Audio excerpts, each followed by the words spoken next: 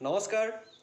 আজি আমি আলোচনা কৰিম মই যেতিয়া ক্লান্ত হওঁ তেতিয়া মই কি উপায়েৰে মোক সজীৱ কৰি তোলোঁ। আজি সেইসমূহ উপায়ৰ বিষয়ে আলোচনা কৰিবলৈ লৈছোঁ। আশা কৰিছোঁ সকলোৱে ভাল পাব।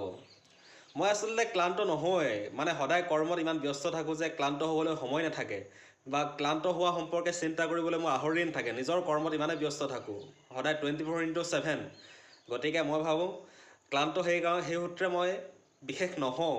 তথাপি মই আলোচনা কৰিম যে যিবিলাক কাৰকে মোক যেতিয়া মই কেতিয়াবা ভাগৰুৱা অনুভৱটো আহে, এইটো নাহে বুলি একেবাৰে ক'ব নোৱাৰোঁ, কিন্তু ইমান বেছিকৈ নাহে। কেতিয়াবা আহিলে মই কি উপায় অৱলম্বন কৰি নিজৰ ক্লান্ত ভাৱ আঁতৰাওঁ, কেনেদৰে নিজক সজীৱ কৰি তোলোঁ, সেই সম্পৰ্কত আজি দুটামান কথা আলোচনা কৰিবলৈ লৈছোঁ। আশা কৰিছোঁ সকলোৱে ভাল পাব। মই কেতিয়াবা যেতিয়া ক্লান্ত যেন অনুভৱ হয় তেতিয়া ধুনীয়াকৈ কেতিয়াবা সংগীত শুনো। মৃদু স্বৰত ধুনীয়াকৈ ভাল প্ৰিয় সংগীত যদি শুনো তেন্তে আমাক ক্লান্ত ভাৱ দূৰ কৰাৰ ক্ষেত্ৰত বহুত বেছি পৰিমাণে সহায়ক হয়। দ্বিতীয়তে আমি স্নান কৰিব পাৰোঁ। যেতিয়া আমাৰ ক্লান্ত অনুভৱ হয় তেতিয়া যদি আমি গা ধুবলৈ যাওঁ, গা ধুই দিওঁ তেতিয়া পুনৰ এটা নতুন সজীৱতা ঘূৰি আহে আমাৰ দেহ মনলৈ। গতিকে আমি যেতিয়া ক্লান্ত হওঁ তেতিয়া আমি স্নান কৰাৰ ক্ষেত্ৰতো গুৰুত্ব আৰোপ কৰিব পাৰোঁ। আৰু বোলে স্নান কৰিবলৈ মন নাই, অকল আমি মুখখনকে ধুনীয়াকৈ ধুলোঁ, তেনেকৈও দেখিব বহুত ৰিলেক্স অনুভৱ হ'ব।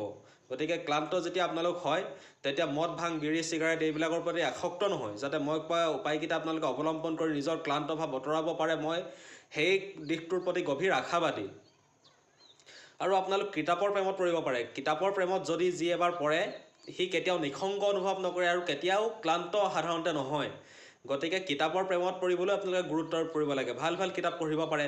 সপ্তাহত বোলে এখন কিতাপ কিনিম, সপ্তাহত নিকিনিলেও বোলে মাহেকত হ'লেও এখন কিতাপ কিনিম, তেনেকৈ আমি সেই সংকল্পবদ্ধ হ'ব লাগে। সেইবিলাক সংকল্প যদি আমাৰ নিজৰ মনত বান্ধি লওঁ তেন্তে ক্লান্ত ভাৱ দূৰ কৰাৰ ক্ষেত্ৰত ইও এক অন্যতম আহিলা হিচাপে পৰিগণিত হ'ব। আৰু আমি ব্যায়াম কৰাৰ ওপৰতো গুৰুত্ব আৰোপ কৰিব পাৰোঁ। যেতিয়া আমাৰ মনটো ভাল নালাগে তেতিয়া আমি ধুনীয়াকৈ আসনত বহি ল'লোঁ, ধুনীয়াকৈ যোগাসনকে কৰিলোঁ, ধুনীয়াকৈ কিছু ব্যায়ামকে কৰিলোঁ, তেনেকৈ আমি ক্লান্ত ভাৱবিলাক আঁতৰাব পাৰোঁ। এতিয়া বহুতে ক'ব যে তেনেকুৱা সময়ত অচেতন অৱস্থাত ব্যায়াম কৰাটো ইমান উচিত নহয়, কিন্তু সঁচা কথা ক'বলৈ গ'লে যে ক্লান্ত ভাৱ দূৰী কৰিবলৈ এতিয়া বহুতে মদ, ভাঙৰ আশ্ৰয় লয়। কিন্তু মই ভাবোঁ সেইসমূহৰ আশ্ৰয় নলয় যদি আপোনালোকে এনেকুৱা এটা উপায় অৱলম্বন কৰিব লাগে যি উপায়েৰে আপোনাক লোকচান কৰাৰ সলনি লাভালাভহে কৰে, তেনেকুৱাবিলাক উপায় অৱলম্বনৰ প্ৰতি আমি আগ্ৰহী হ'ব লাগে। তেতিয়া মই ভাবোঁ আপোনালোকৰ নিজৰ উপকৃত হ'বই, লগতে সমাজখনৰো উপকৃত হ'ব ইয়াৰ লগে লগে। সেই সূত্ৰে ব্যায়াম, যোগাসন কৰাৰ ওপৰতো আপোনালোকে গুৰুত্ব আৰোপ কৰিব পাৰে। তেতিয়া ব্যায়াম, যোগাসন যিবিলাক লোকে সাধাৰণতে কৰে চাবচোন, তেওঁলোক সাধাৰণতে কেতিয়াও বিৰক্ত নহয়, কেতিয়াও ক্লান্ত অনুভৱ নকৰে। সাধাৰণতে দিনটো ফুল্লি এক্টিভ হৈ থাকে। গতিকে ব্যায়াম, যোগাসন কৰাৰ ওপৰতো গুৰুত্ব আৰোপ কৰিব বুলি মই গভীৰ আশাবাদী। আমি সদায় মনত ৰাখিব লাগে যে জীৱন দুদিনীয়া জীৱনত আমি কেইমুহূৰ্তমান জাষ্ট সময় আমি ভগৱানৰ পৰা গিফ্ট হিচাপে পাইছোঁ। সেই গিফ্ট পোৱা সময়খিনি যদি আমি অপব্যয় কৰোঁ তেন্তে জীৱনে আমাক প্ৰতিশোধ ল'ব। আৰু আমাৰ ক্লান্ত ভাৱ আঁতৰ কৰাৰ ক্ষেত্ৰত মই ভাবোঁ ইও এটা মহৌষধ হৈ ৰ'ব, যে আমি সদায় যদি মনত ৰাখি লওঁ এটা চাৰ্কুল, যে আমাৰ এটা এণ্ডিং আছে। জীৱনটো হৈছে দুদিনীয়া। জীৱন কচুপাতৰ পানী বুলি ক'ব পাৰি, যে এই আছে এই নাই। গতিকে আমি যদি ক্লান্ত অনুভৱ কৰি আমাৰ জীৱনৰ বহুমূলীয়া সময়বিলাক অপচয় কৰোঁ, ক্লান্ত অনুভৱ কেতিয়াবাতো হ'ব, এইটো স্বাভাৱিক কথা, কিন্তু ইমান বিস্তাৰিত হ'বলৈ দিব নালাগে আমাৰ মন মগজুত ক্লান্তিটো অনুভৱ। গতিকে ক্লান্ত ভাৱ অনুভৱ কৰাৰ ক্ষেত্ৰত, নাইকিয়া কৰাৰ ক্ষেত্ৰত ইও এক ভাবোঁ মই মহৌষধ হৈ ৰ'ব, যে আমি যদি মনত ৰাখোঁ যে জীৱন দুদিনীয়া, এই চাৰ্কুলটো যদি মনত ৰাখোঁ তেন্তে ক্লান্তি ভাৱ দূৰ কৰিবলৈ বহুত বেছি পৰিমাণে সহায়ক হ'ব। আমি কেতিয়াবা মটিভেশ্যনেল ভিডিঅ' চাব পাৰোঁ। যেতিয়া আমি ক্লান্ত অনুভৱ কৰোঁ তেতিয়া যদি এটা মটিভেশ্যনেল ভিডিঅ' চাই দিওঁ, ক্লান্তি অনুভৱ আঁতৰ কৰাৰ ক্ষেত্ৰত বহুত বেছি পৰিমাণে ভিডিঅ'য়ে সহায় কৰে বুলি মই ভাবোঁ, মটিভেশ্যনেল ভিডিঅ'বিলাকে। এতিয়া যেনেকৈ আপুনি মোৰ ভিডিঅ'টো চাইছে, তেনেকুৱা যদি ভাল মটিভেশ্যনেল ভিডিঅ' এটা চায়, মোৰখিনি মই ভাল বুলি কোৱা নাই দেই, মই জাষ্ট প্ৰচেষ্টাহে এটা চলাইছোঁ যে দুজনমান মানুহক কেনেবাকৈ মটিভেট কৰিব পাৰি নেকি, মোৰ দৰে এজন সাধাৰণ মানুহেও। মোৰ প্ৰচেষ্টা সেয়া। গতিকে আশা কৰিম কেতিয়াবা মটিভেশ্যনেল ভিডিঅ'বিলাক চায়ো নিজৰ ক্লান্তি ভাৱ দূৰ কৰাৰ ক্ষেত্ৰত গুৰুত্ব আৰোপ কৰিব। মটিভেশ্যনেল ভিডিঅ'ই আপোনাক মটিভেশ্যন নোযোগাব পাৰে, কিন্তু মটিভেশ্যন লোৱাৰ ক্ষেত্ৰত ই প্ৰভূত পৰিমাণে বৰঙণি আপোনাক প্লাছ পইণ্ট যোগ হৈ যায়। গতিকে মটিভেশ্যনেল ভিডিঅ' এনেকুৱা এটা আহিলা, যেতিয়া আমি ক্লান্ত অনুভৱ কৰোঁ তেতিয়া যদি আমাক মটিভেশ্যনেল ভিডিঅ' এটা চাই দিওঁ, তেতিয়া আমাক এই প্লাছ পইণ্টত আমি মটিভেট হ'বলৈ ই আমাক বৰঞ্চ উদগনি যোগায়। গতিকে মটিভেশ্যনেল ভিডিঅ' এটা আপোনালোকে উপভোগ কৰিব পাৰে। এতিয়া মই চাব পাৰে মই 24/7 ইমান বেছি মটিভেট হৈ থাকোঁ, 24/7 কেতিয়াও একো ক্লান্ত অনুভৱ নহয়। দিনটো কাম কৰি থাকোঁ, মুঠতে কাম লাগে মোক। কাম নাপালে মই বহুত এলেহুৱা হৈ যাব বুলি ক'ব লাগিব, মানে কাম অনবৰত দিবই লাগিব, কিবা নহয় কিবা এটা কাম কৰি থাকোঁ, লাগিলে চিংৰা খোৱা পেপাৰখনতো কি লিখা আছে মই পঢ়ি চাম, তেনেকুৱা লিখা। মানে সদায় অধ্যয়ন কৰি কৰি কৰি কৰি এনেকুৱা পৰিপক্ক হৈ গৈছোঁ যে এতিয়া মই 25 বছৰ বয়সত মই এজন 60 বছৰীয়া ব্যক্তিয়ে যেনেদৰে চিন্তা কৰিব পাৰে, মই সেই চিন্তাবিলাক এতিয়া মই কৰিব পৰা হৈ গৈছোঁ। গতিকে মই ভাবোঁ মই যদি পাৰিছোঁ এজন সাধাৰণ মানুহ হয়, আপোনালোক ইমান ডাঙৰ ডাঙৰ মানুহ নোৱাৰা কোনো কাৰণ নাই। গতিকে মই আশা কৰিম ক্লান্ত অনুভৱ হ'বলৈ নিদি নিজকে দিনটোৰ বাবে সজীৱ কৰি তুলি নিজৰ কামৰ প্ৰতি আগ্ৰহী হ'ব লাগে, তেতিয়াহে আপোনালোকৰ লগতে সমাজখনৰো উপকৃত হ'ব। যদি ক্লান্ত অনুভৱ হৈ ডিমটিভেট হৈ থাকে তেন্তে নিজেও একো কৰিব নোৱাৰিব, আনকো একো উৎসাহ যোগাব নোৱাৰিব। প্ৰথম আমি নিজে নিজক মটিভেট কৰিবলৈ শিকিব লাগিব, তেতিয়াহে আমি সঁচা অৰ্থত মটিভেট হ'বলৈ সক্ষম হ'ম। আমি যদি নিজে মটিভেট হ'ব নোৱাৰোঁ তেন্তে কেতিয়াও আনক মটিভেট কৰিব নোৱাৰোঁ। আনক মটিভেট কৰিবলৈ হ'লে আমি নিজক প্ৰথম মটিভেট কৰিব লাগিব। নিজক মটিভেট কৰিবৰ পৰা প্ৰথম চৰ্তটোৱে হৈছে নিজক কেইটামান, এতিয়া মই যিবিলাক কথা ক'লোঁ এই কথাকেইটা যদি আপোনালোকে মানি চলে। আৰু এটা আছে পৰিষ্কাৰ পৰিচ্ছন্নতা। পৰিষ্কাৰ পৰিচ্ছন্নতাই ঈশ্বৰ প্ৰয়ান্তা বুলি এষাৰ কথা আছে। আমি যিমানে পৰিষ্কাৰ হৈ থাকিবলৈ শিকিম সিমানে আমাৰ মনটো সজীৱ হৈ থাকিব। আমি প্ৰতিটো অংগ শৰীৰৰ চুলিৰ পৰা একদম ভৰি নখ পৰ্যন্ত শৰীৰৰ যদি প্ৰতিটো অংগ আমি চাফ চিকুণকৈ ৰাখোঁ তেন্তে দেখিম যে আমাৰ অট'মেটিক এটা মটিভেট ভাইব আহিব, কাৰো ওচৰলৈ যাবলৈ সংকোচবোধ নহ'ব।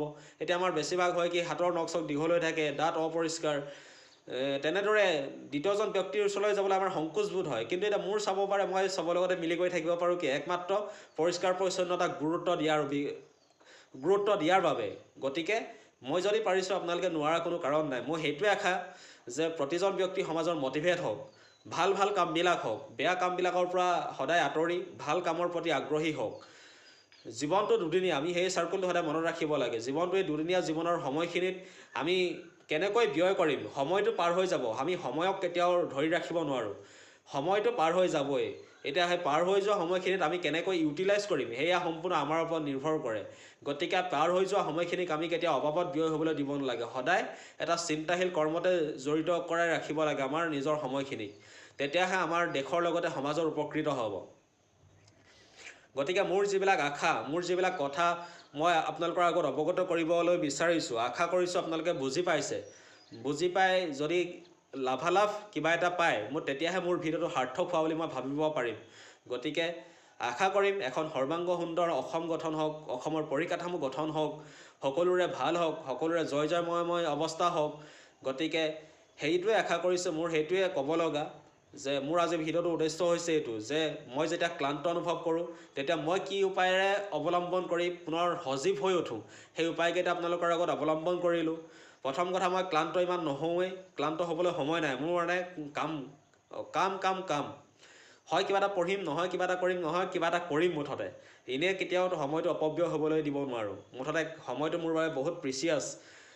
কোনোবাই মোৰ পৰা 1000 টকা এটালৈ ঘূৰাই নিদিলে মোৰ ইমান বেয়া নালাগে, যিমান বেয়া লাগে এঘণ্টা সময় এটা যদি লোকচান কৰি দিয়ে, বহুত বেয়া লাগে।